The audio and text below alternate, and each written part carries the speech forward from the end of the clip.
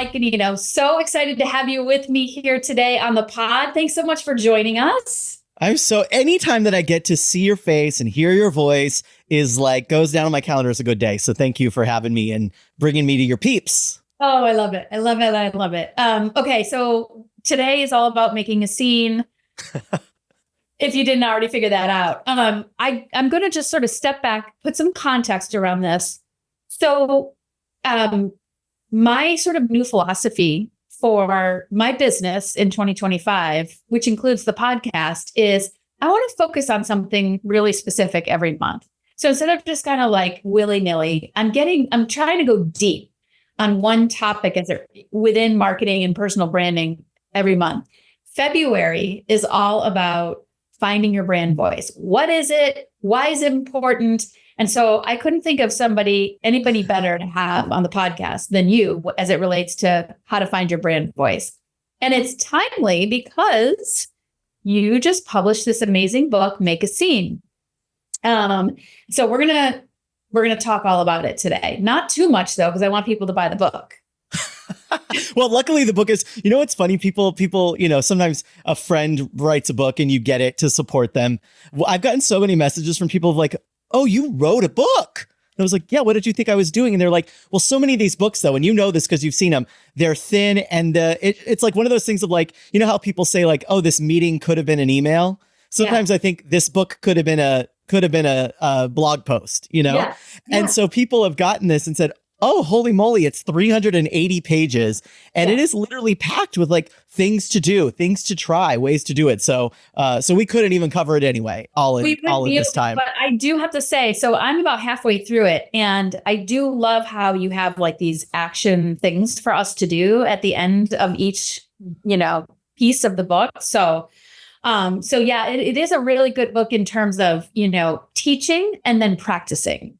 Yeah. I love it.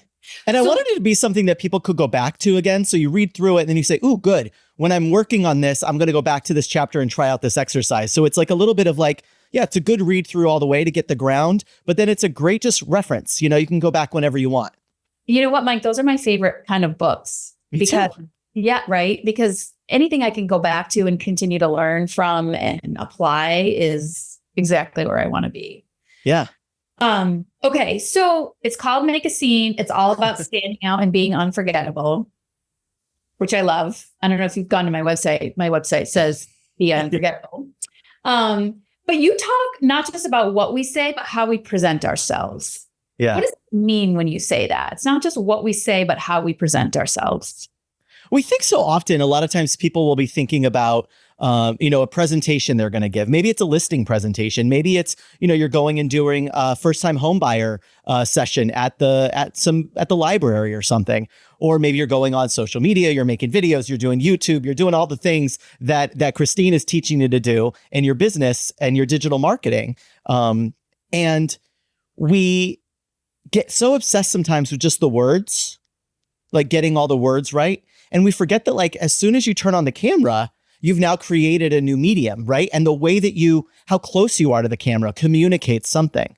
The volume, the tone, the pace of your voice communicates something. I know, for example, when I'm doing an interview like this and I'm talking in my normal California kind of quick way, if I really want the audience to lean to pour into something I'm saying, then I will slow it down. Okay. I might let my voice get softer because it signals to someone, ooh, pay attention to this part. He's really saying something now. And it's funny because you could say nothing, but it feels important of like, I love olive oil ice cream. And it feels important, but it's not. And so all of those little things, the words we say, of course, matter. But also so does the way in which we say them, the way that we move. If you have kids, you'll know that the way that the kid cries is even different. It's like, ooh, that's a boo-boo cry. That's a, I'm just trying to get some attention cry. That's a, I'm hungry cry. That's a, I'm scared cry. You start to learn that. And that same thing happens to us as communicators, as professionals. People are picking up on the full package of what we're communicating, not just the words. You speak from a true parent's heart, right? Like, right? You completely understand when you know your kid and you just know the tone. And I think that, it's probably like when you think about how you just speak to people in general, like, you know, people pick up tone right away. And sometimes like with texting, people pick up tone when it's not there, or an email, they pick up tone, right? So it's like you can even say it without having your physical body involved, right? Yeah. Yeah. I mean, all the time with messages, I'm always sending video messages or voice messages back and forth to people, because it's like, oh, I'm giving them more information then, because the words are one part of the information, but my speed, my pacing, my softness, my loudness, my physicality, when I'm looking at the camera and I'm smiling or I'm looking really thoughtfully at them, all of those things add more information so that the person we're communicating to picks up the right message. And so I think about that. Even I was watching this morning, I have a lot of realtor friends. I used to be in that space, and I have a lot of realtor friends here in Los Angeles. And I was watching someone's stories, you know, the Instagram stories. And this person was trying to be like thoughtful and helpful, but was like very harsh, the tone and the like angle and the movement of the camera, the movement of the eyes. And no matter what you say, we're taking all the information and then deciding what that means. And so if we learn what those levers are, I call those things the 5 stage languages. If we learn what those levers are, we can make different choices with them. We can make new choices all the time, even when I'm working with folks who are presenting on a Zoom call or something. Say they're doing something, they're doing a webinar or something like that. It's like, we have a lot we could do in this space. You know, we're not on a physical stage. We're not doing a social media video where we're out walking and talking. We're not in a boardroom or in someone's living room doing a listing presentation. But in this frame, we could do all kinds of things. If I wanted to say something like, oh, hey, let me tell you a little secret. I could lower my voice and I can lean in a little bit towards the camera. Like, okay, come here. I could do that on this screen, and it gives more information to the audience. And we just forget that we have all that available to us. And we get so focused on the words, but we've got a lot we could do. So you briefly touched on the 5 stage languages in the book: verbal, vocal, physical, visual, and emotional. What are they, and how can real estate agents put them into play? Yeah, when I first started working with people as a media coach, as a media trainer, as a public speaking coach, you're always looking for what's my specific little way, what's my little method or whatever. And I had a client one time who called me a keynote director. She was introducing me as her keynote director. And I thought, oh, that's a cutesy name. You know how people do, like, I'm the Wizard of Wall Street or something. And it's like, okay, that's a cutesy name, but what does it mean? And so I thought, I'm never going to use that. And then she called me the Spielberg of public speakers. And I was like, wait, I should really do something with this, because that's quite a testimonial. But how do I use this keynote director in a way that's not just cheesy? And I started thinking about what I do when I'm working with people. And I actually do look at it differently than a lot of public speaking coaches or a lot of media coaches would look at it when I'm working with someone for TV or something like that. Is a lot of times a public speaking coach is thinking about what's happening on stage and what's the right way to do it. What is the right way to move? What's the right way to gesticulate and give gestures? How many ums did you say? They're worried about those things. And as a director, I really am sitting in the audience and saying, what is most likely to be communicated to them? What is the experience they're having? The same way that a film director or a theater director would. So I was trying to figure out, how do I make sense of these things? And what is it that I'm looking for? How do I take what I'm looking at? And it came down to these 5 stage languages, these verbal things, the actual words we say. There's a big difference between, and I mean, realtors know this because they're such great salespeople often. Words make a big difference. Saying, oh, it's got a tiny bedroom. Well, that's not helpful. Tiny bedroom's not helpful. Versus a great den. What do we see all the time? Cozy. A cozy kitchen. We see that these words do matter. So verbal are the choices we make with our words, the way we put stories together. I had someone recently who was talking about, oh, it was a good wine. And I said, let's make it better. So then we brought it down to, it was a 2018 Stag's Leap, Oakville, Napa Valley, Cabernet Sauvignon. Okay. Not everyone's going to know that, but by going through that, they're going to connect that, ooh, that was something, right? And so these things that we choose matter a lot. The words, the way we put them together matter a lot. The second one, voice. We have all these levers, right? We can speak softer, faster, slower. We could be concerned. We could be excited. We could do all of these things with our voice that then tell the person on the other side what to pick up from our communication, but we get stuck playing the same note over and over and over versus modulating it and playing this range. Physicality. This is even for realtors. Like, yeah, there's physicality on a stage as a public speaker, but there's physicality on camera. There's physicality. You're in someone's house. You know, how are you sitting on that couch? How are you sitting on that chair? Where are you standing? Do you stand in doorways and that feels like you're blocking them? How do you move around someone's home? When you're doing I've done a ton of like coaching on listing presentations for a long time. That was like probably a year and a half. I did a ton of like listing coaching presentations for some of the big groups here in LA, some of the big teams. And so much of where you choose to sit, how you choose to sit in the chair, what is the angle that you take, what is in front of you, all of those things send signals to your homeowner, your buyer, of how to feel about you. When they walk into that home and you're doing an open house, what's the first thing they see? What does your presence look like? Are you leaned over on the counter? How are you showing up, and what does that communicate? The fourth language, visual, right? Visual. And again, realtors, y'all know about this. Visual matters a lot. It's why we stage homes. It's why we do those great real estate photos.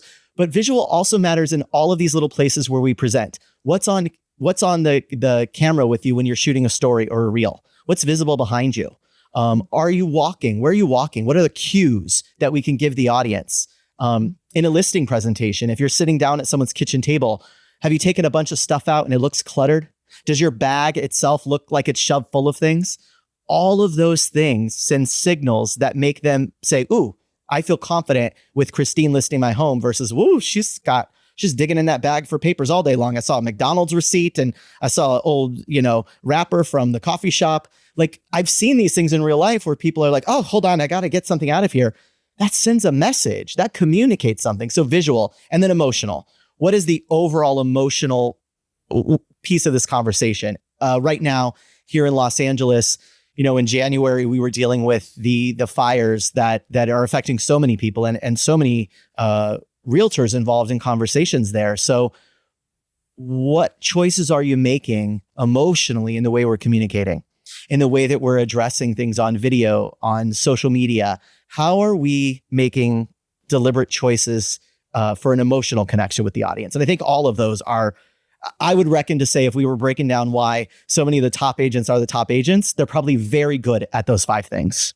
That is so interesting. And, on that emotional piece, it really resonates with me, but you've sort of taken it to this other level where, it's about making that emotional connection.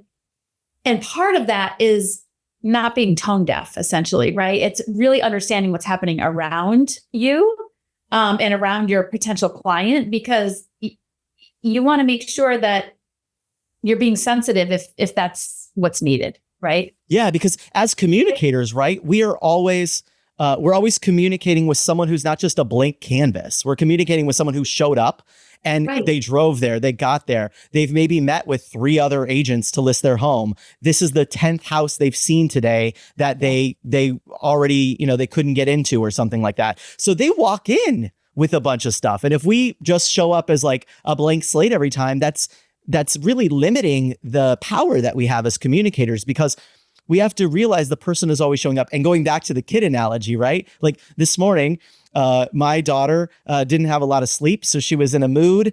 And, you could say like, it's time to do this. We've got to do this. But she's crying and screaming, hiding under the bed. Okay, what we got to do first is recognize where she's at, get us to even, and then we can solve the problem. But we can't start solving the problem while people are upset. And if you're married to one of those great problem-solving folks, like I am, like my husband is one of those great, like, ooh, I want curtains that go out the window and fly around the wall, like he could build it for me. He's going to set it up for me. But sometimes that's helpful. And sometimes when you're in the middle of an emotional thing and you're like, no, I just need you to listen to me cry for a minute. And if we forget that as agents, if we forget that, especially we're dealing with people's homes, there's a whole bunch of emotions there.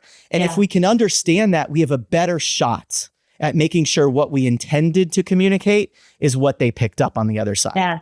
Yes. And being aware of whether or not they actually did is also a talent, right? It's also a skill to understand if you need to reword something or say it in a different way or whatever, like to be able to make that connection and get that communication over in the way that you intended, right? Yeah. And that's such a key thing of like getting over your own nerves, right? When you're sitting down and you're like, oh, this is a big listing presentation. Oh, this is a big, I'm shooting my video. We're so often worried about our own nerves or do I look good or this, that we don't allow ourselves to pick up on the communication coming back to us from them. Yes. And, you know, I talk about this all the time with eye contact when I'm talking with speakers or people who are in front of a room presenting, maybe in a boardroom or something. And we've been trained to make eye contact. Okay. But to what end? What does that mean? Do you need to look at everybody in the room and then you look like you know, that 90s dance move, the sprinkler? You're just looking like the sprinkler, like looking, I looked, and you're like, what checklist are you checking off to say I looked at everybody? The real goal of eye contact is to see, did it land? So I always say, stay with someone long enough. And you've been in trainings with me before. It's like, stay with someone long enough to see their face change. And as soon as you see their face change, you can look at someone else. That requires you to stay in relationship with your audience. But we just don't do that so often because we're worried about ourselves. We're anxious, we're nervous, we're doing this. So we can't actually stay with them long enough, you know? And I remember, I think we talked about something of like, if you want to cry on stage or you want to make someone cry on stage, look at them. Look at them and say what you got to say, because that creates intimacy. And I can't think of something we are dealing more with as realtors when we are talking about someone's home than intimacy. And if we could get good at that, I think sky's the limit for you. Oh my God. I'm getting so excited about this. Okay. So let's talk about storytelling, because it's such a buzzword. And I feel like people don't understand what it really is. Like I'll tell you, like when I hear the word storytelling, I think of reading a fairy tale to a child, right? Like, what the heck is storytelling, and how do you teach somebody who just doesn't naturally know how to do it to do it well? Yeah, I think, and storytelling also has this whole like there's so many books out there, the power of storytelling, neuroscience of storytelling. And it's like, okay, great. I understand all that. But like, how do I actually tell a story people want to hear? When I was working on the book, I was like, that's what I want this book to do. Not to teach you that you should tell stories and not to teach you the science of brain chemicals and what's going on. Although we do have a little bit of that in there because it's kind of a fun way to think about pacing in a story. But I wanted it to be like, oh no, I actually can tell a story and I might have a shot at making people cry or laugh if I tell it in the way that the book says. And so the best thing, if someone's sitting there and they're thinking, okay, I don't got time for stories.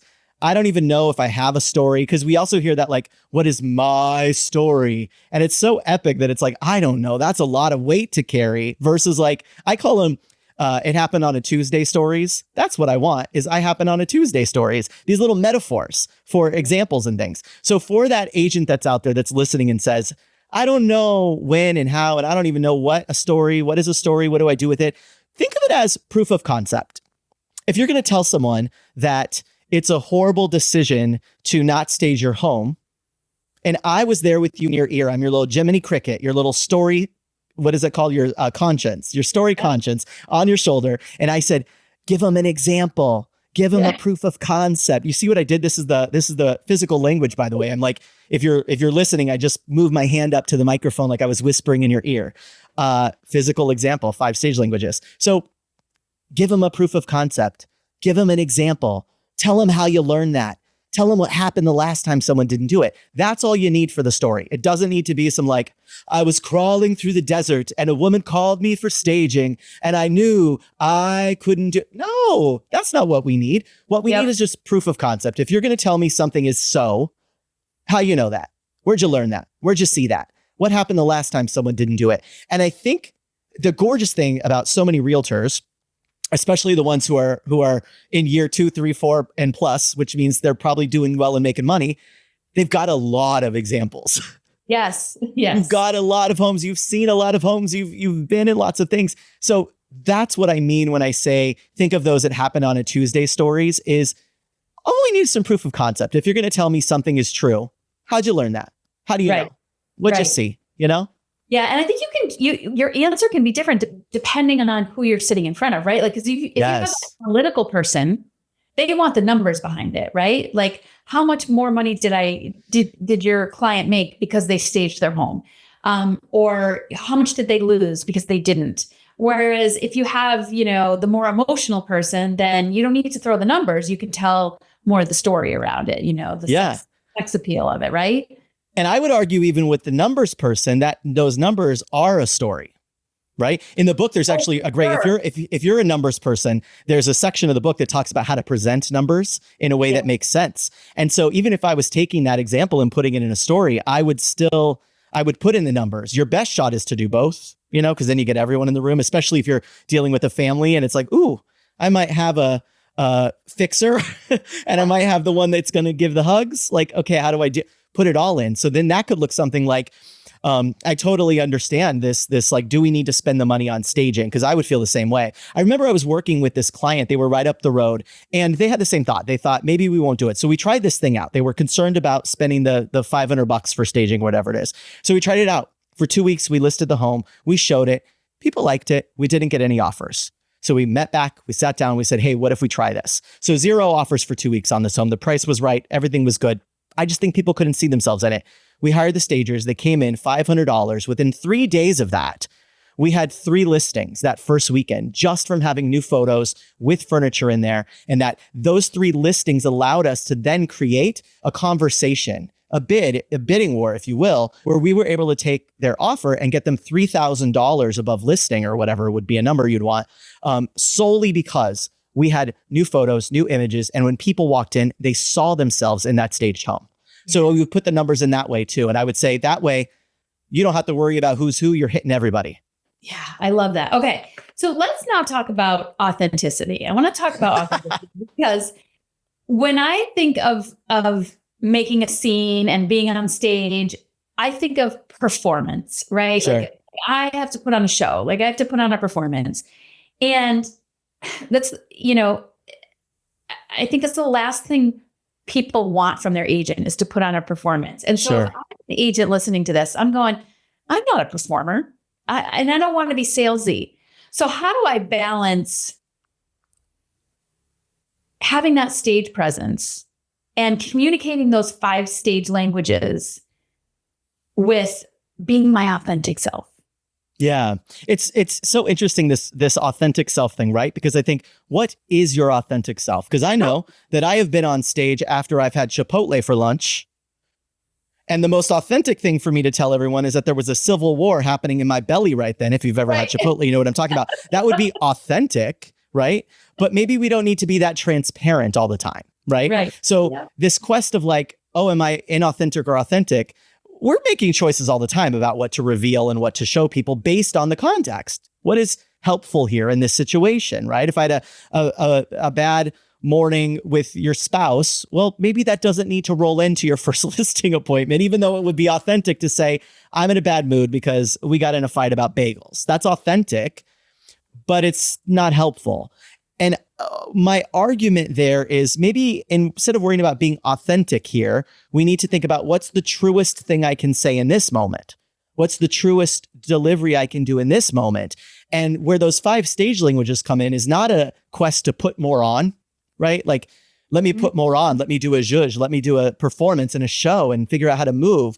It's about how can I put the right things in so that I'm actually communicating the truest, purest version of what I mean. And that, I think, is where we find, whether that's authenticity, whether that's performance, I don't know. What I know is when we lean into communicating the truth more purely and cleanly, we have a better shot of the other person getting it. Is that a mic drop moment, Christine? That is totally a mic drop moment. Oh my God, I love that. It's so true. When you communicate, when you work at communicating things cleanly and truly, that's when the magic happens. Yeah, because those little moments, like earlier in the show when I like cupped my hand by my mouth to like whisper into the microphone, that wasn't fake. That fit the moment. It was true. It was communicating to the audience what I wanted. When someone is sitting across from someone at their kitchen table talking about price and where we could list the home, it isn't about putting on something to be like believable and trustworthy, because we're really good at smelling that stuff out and knowing something's up here. We often get it wrong. We think the worst sometimes. But what I'm saying is, in those moments, don't just rush over the fact that when you first talked to this person, they thought their home was worth $1.5 million. And from doing all the research that it is like, it's going to fight to get to, 950. Bring that awareness in when you're sitting across from them. And it doesn't mean it's performance for you to handle that delicately. It means you're trying to make sure that the communication is clean and pure based on the truth. So you might change the way you start that conversation. You might change the way that you have that conversation. Even little things like if you were in that situation, don't sit across from each other at the table, because our normal every movie you've ever seen about people fighting is what? One person on this side of the table, the other there. Sit next to them, sit beside them, sit on the edge of the table, turn your body language open. All of those are not performance. Those are choices so that the communication you mean to send is what they pick up. It's clean and it's pure. And this is all a process of helping you find your brand voice. Right? Like, of course. Because we grow up, like nobody's ever taught us this kind of stuff, really. Like we've been taught like how to be professional and polite and, and to make a sale, but nobody's really taught us sort of this is really has to do with humanity and how to communicate one-to-one or one-to-many in a really effective way. Wouldn't you say? Yeah. And I think ultimately that's the cornerstone of your brand voice, is because that's what you become known for. We could decide, and this because you've done so much work with people at so many levels with this, of like someone can create a brand voice whatever they want, and that becomes performance if it isn't part of your truth, right? Yes. Because it's also going to be, not only is your brand voice going to be all those elements and all those the way you put emblems on it and the way you artifacts of it. But your brand voice is also when you're sitting across from someone at their table, when you're walking through someone's home with them, right? And maybe there's chaos and there's a kid over here and a dog over there, and you're calm and grounded in that. That is also fundamentally going to be part of your brand voice, because when you leave, no matter what little, pamphlet you leave behind, how gorgeous all your stuff is, how nice your words are, my experience with you is either going to double down and say, oh, all those gorgeous things I saw, the website, the copy, that is them. Yes. Or it's going to say, whoa, I don't know who they hired to do their brand voice stuff, but they must not have met the same person I just met, because those do not feel the same. When they come from the same place, that's when you've got real power, I think. Yeah, I totally agree with you. And I think, you've mentioned this a couple of times. It's the feeling that they have about you when they walk away from the conversation. Oh, that's good. Right. And so I invite my clients to ask themselves this whenever they get in front of a potential client. And that is, what feeling is it that you want them to walk away with after this conversation? Right? Because I feel like whether it's a text or an email or a Zoom or a face-to-face, they're going to walk away. And I think if you go in there with the intention that you want this client to feel cared for or heard, seen, whatever it is, then you're going to make different choices. Yeah. Right? And none of that's performance. No. Yeah. That's so cool. It's clarity, right? It's like, I can be clearer now because I know what I need to do here. And that's what, when people think about like discovery calls, or they think about, that's what we're trying to get to is, what does this person need from me? And it doesn't mean we go and change everything. It means the same way. I'm going to go back to this kid analogy because it works. No, there are times when my daughter needs me to be sterner and firmer, and I have to have a voice that says, hey, I'm in control. Let's stop this. Right. And there are times where she needs me to be softer. And none of those are inauthentic. They're just different versions of me based on the job I'm trying to get done. And that's one of the things, that I think we think of actors, right? And we think, they're pretending all the time. And really the job of acting is, what are the actions I'm taking to try to get what I need from the other person there, right?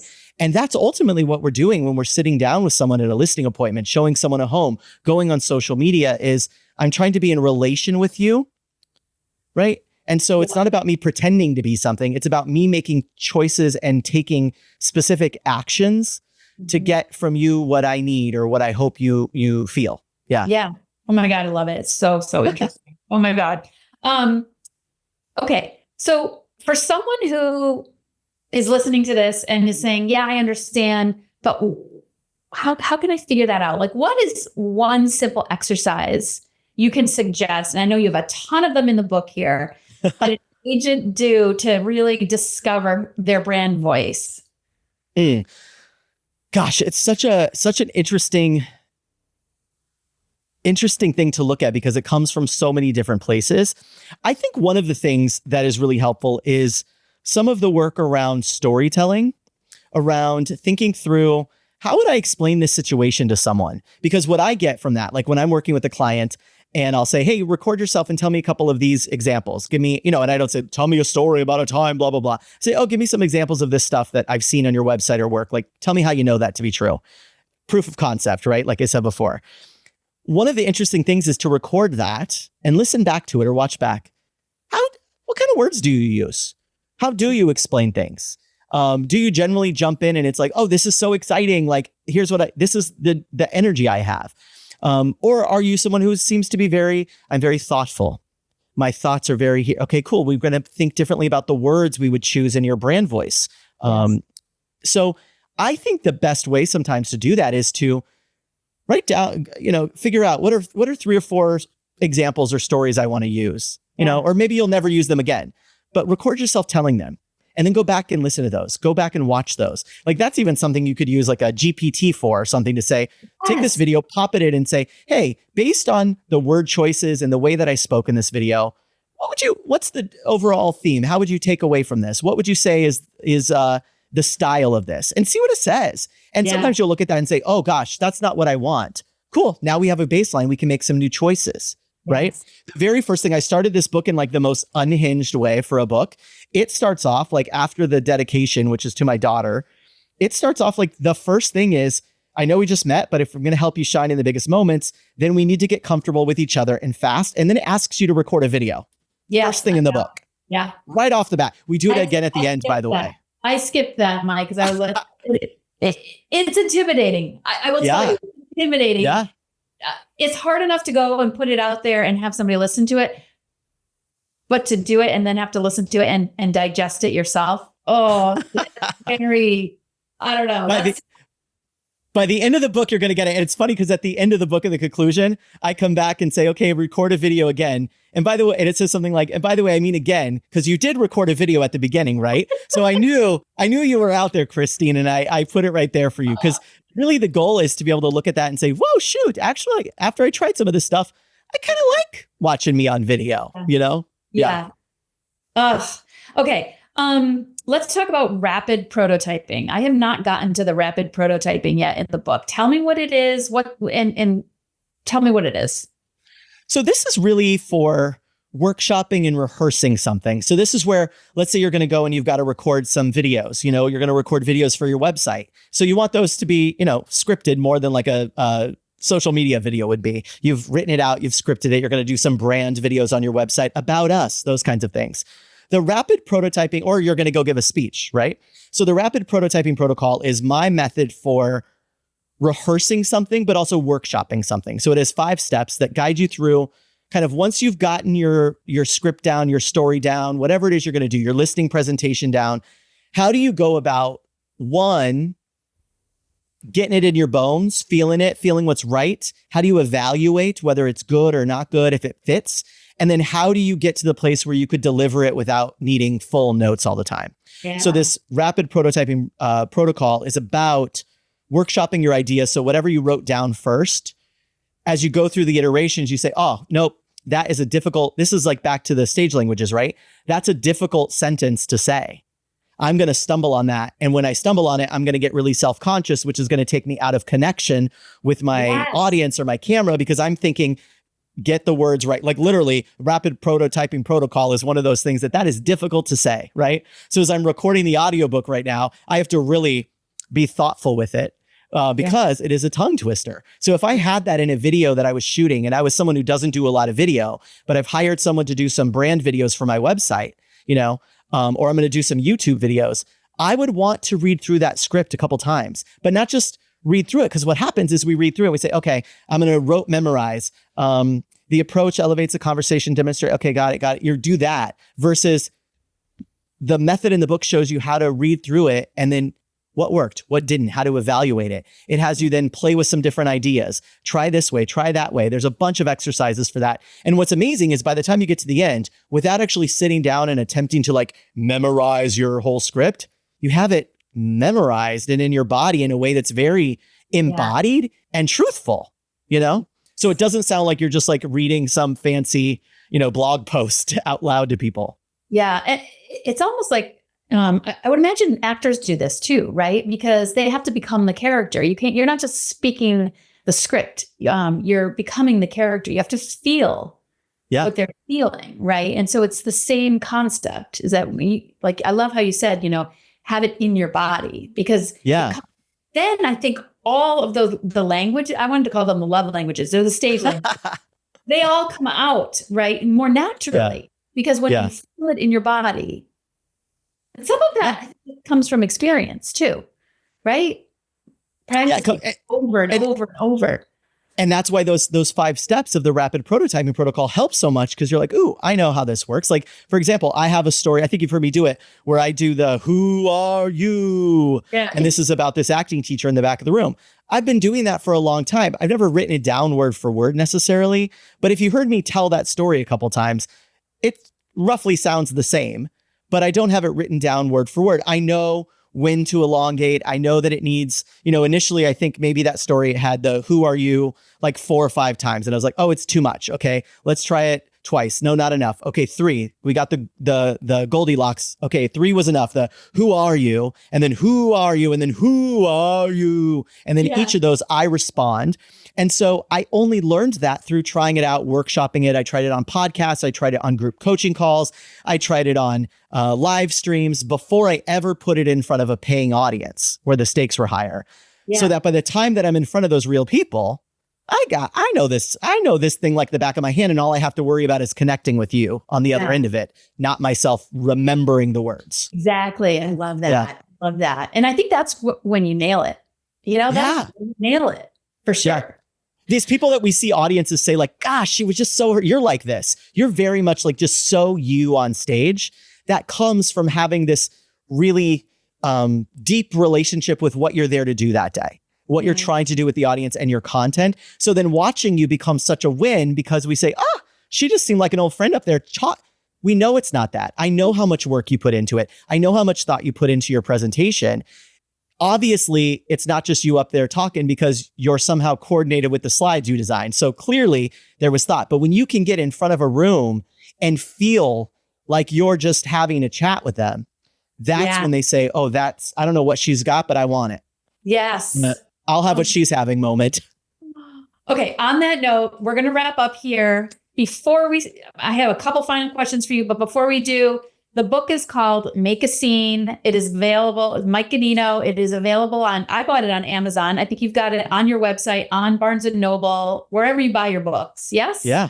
Yeah. Okay. We've got it. If you go to mikeganino.com/book, it gives you all the options. Amazon, Barnes & Noble. Then there's bookstore.org, which you can choose your own local bookstore to support. So you buy it from the website, but then they support a local bookstore directly. So bookstore.org or bookshop.org, they're the same company. Oh, I like Isn't that cool? Better. I wish I had. Is that cool? Oh God, yes. I love that. Way better. Okay. As we start to wrap up, what 3 things would you like to leave our community with today? One is you are naturally, from the moment you're born, a brilliant communicator. We just got to undo all the stuff that came along and told you had to be a certain way. Okay. So that's it. Number 1, you were born to do this. We came out of the womb screaming, crying, flailing, and we knew how to do what we needed to do to get what we needed from other people. Okay. That's our birthright. So take that birthright and own it. Get rid of all the stuff that's not you. Number 2, you are here to take up space. Okay. You are a physical being on a physical planet. You are designed to take up space. You literally, just as a body, take up space. So be okay with that. Be okay making some noise, moving around, taking up space, right? That's what making a scene is all about, really. And then 3 is realize that whatever it is you want in the world, whatever you want to get done, the team you want to grow, the YouTube channel you want to have, the clients you want to reach, I don't know, maybe there's some philanthropic thing you want to do. It's never because someone had all the right information that they get stuff done. It's because they knew how to communicate and enroll other people in it.